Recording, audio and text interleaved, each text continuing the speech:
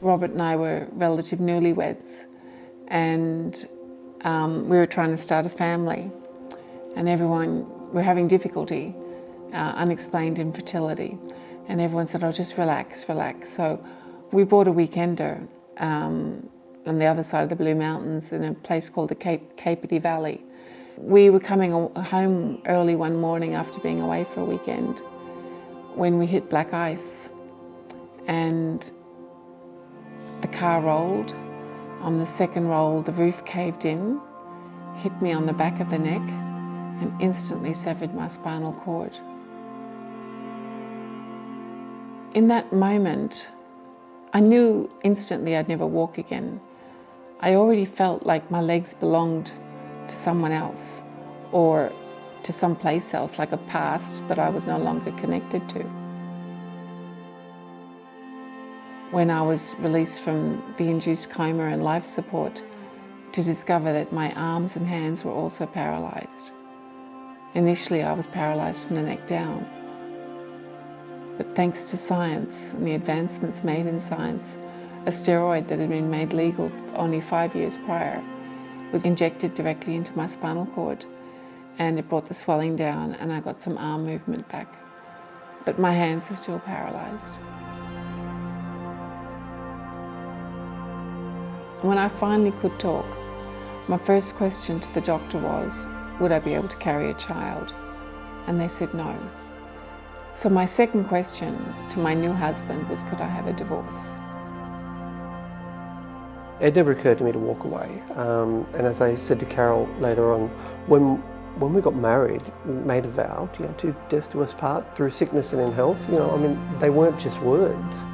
I really meant them. That very day was the first day they put me in a wheelchair, and he wheeled me downstairs into the courtyard cafe in the hospital.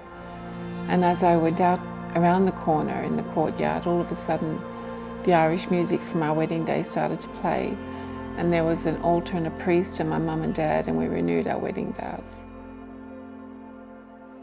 We desperately wanted children, and the amount of times that people would say to me, do you really think you're being selfish, wanting a child and putting your husband, doesn't he have enough on his plate?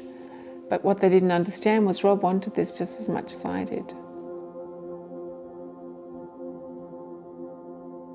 It took us 8 years to get our son, and 15 embryo transfers, 3 rounds of IVF, and miscarriage after miscarriage. And then in the end, when we moved here to Queensland, we got him naturally. It was a hell of a journey, and it was both of us. I didn't go through this by myself. Mum always told me growing up that we had something called a diamond umbilical cord. Just a bond that can never be broken. We have arguments and bicker like all teenagers and their parents do, but I could never storm out of the room on my mum. I love her too much. Unbreakable bond. When Darcy was about 8 years old, he's Mr. Independent, not needing me as much anymore. He's at school all day. And I guess I started to miss my sense of professional identity. Everything I'd studied for, my former career, was all gone. So I'd mentioned this to my husband a couple of times, and he said, well, look, why don't you start the law firm again?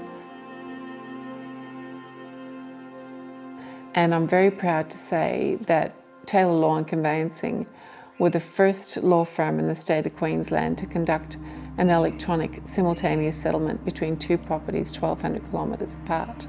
I think that's a pretty big achievement for someone that thought she couldn't start a law firm as a quadriplegic.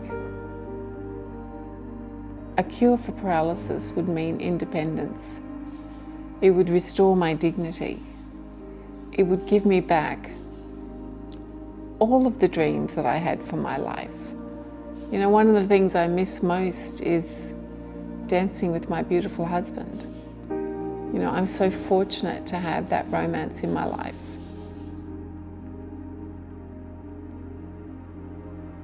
Well, we were married 3 years, and it's been 20 years now since the accident, so it's 20 years that we haven't danced together.